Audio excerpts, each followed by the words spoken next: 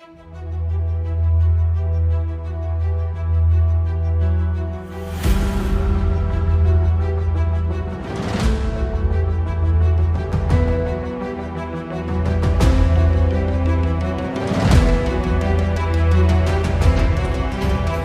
yang terhormat, seluruh warga Republik Indonesia, dimanapun Anda berada, khususnya masyarakat Halmahera Maluku Utara. Dengan segala hormat, saya Anissa Madaniah memberitakan tentang tambang emas yang ada di Halmahera.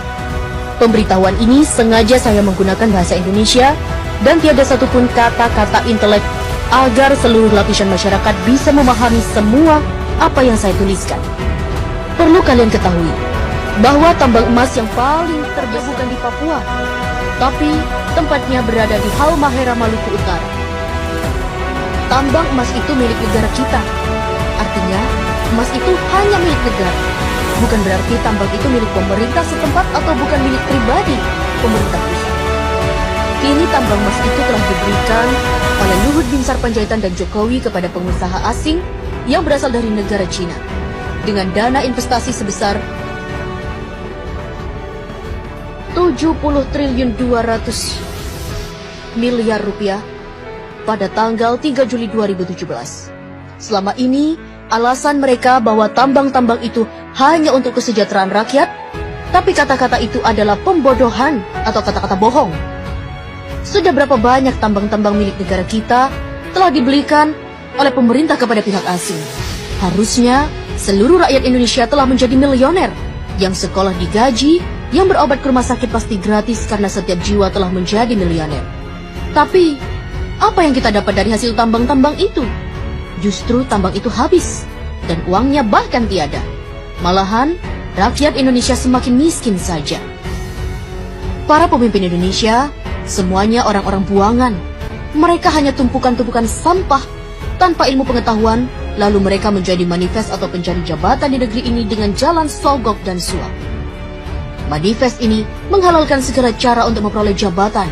Ada menggunakan sistem suap, mengelabui rakyat dengan berkampanye dan saling menjatuhkan saingan-saingannya di saat kampanye. Mereka ini orang-orang yang mengaku beriman kepada Allah, tetapi mereka ini para pelanggar firman-firman yang telah dibuat oleh Allah di dalam kitab suci Al-Quran. Bahkan, mereka-mereka ini tidak menguasai ilmu pengetahuan dasar dan mirisnya adalah gelar mereka dapat dari hasil membeli atau menebus di sebuah universitas. Sehingga mereka membuat kerusakan pada negeri ini. Bahkan, mereka pun sangat berani merusak bumi ini. Maluku Utara adalah provinsi yang paling terkaya di bumi pertiwi ini. Akan tetapi, warganya dimiskinkan secara sengaja. Wahai saudaraku, ketahuilah oleh dirimu bahwa Maluku Utara adalah provinsi termiskin se-Indonesia karena pemerintah pusat dan gubernur daripada serta wali kota Maluku Utara yang sengaja memiskinkan warga di sana. Karena Halmahera mengandung batu bara, nikel, tembaga, biji besi, gas, minyak, emas, dan lain-lain. Tambang emas di Halmahera potensinya lebih dari 5 kali lipat dari tambang emas yang ada di Papua milik Freeport. Tambang emas di Halmahera dirampok secara legal melalui pemerintah pusat, dan tambang itu dirampok oleh PT Nusa Halmahera Minerals dan PT Sanatova.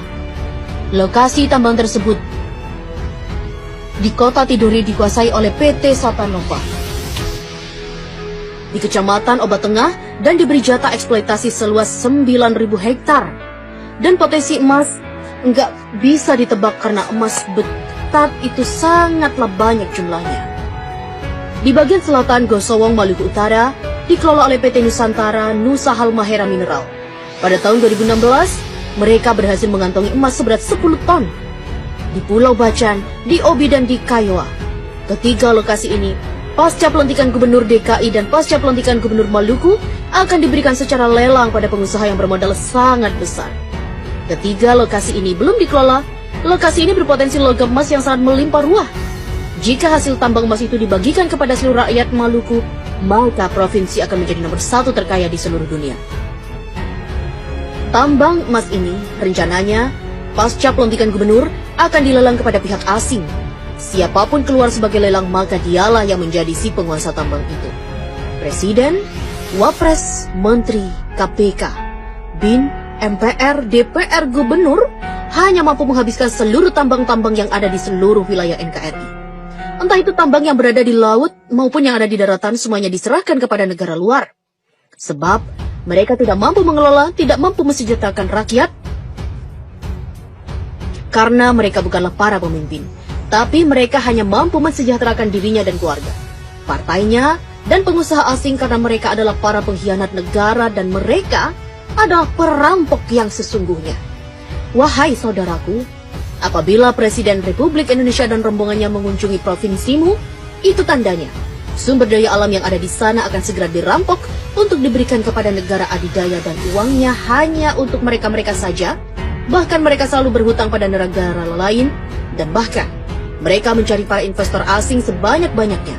Hal ini bertujuan hanya mencari kekayaan pribadi, mumpung mereka masih menjabat sebagai yang disebut di atas.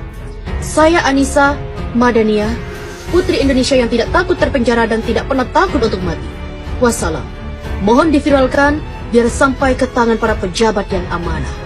Dan bahkan mereka-mereka ini tidak menguasai ilmu pengetahuan dasar, dan mirisnya adalah gelar mereka dapat dari hasil membeli atau menebus di sebuah universitas.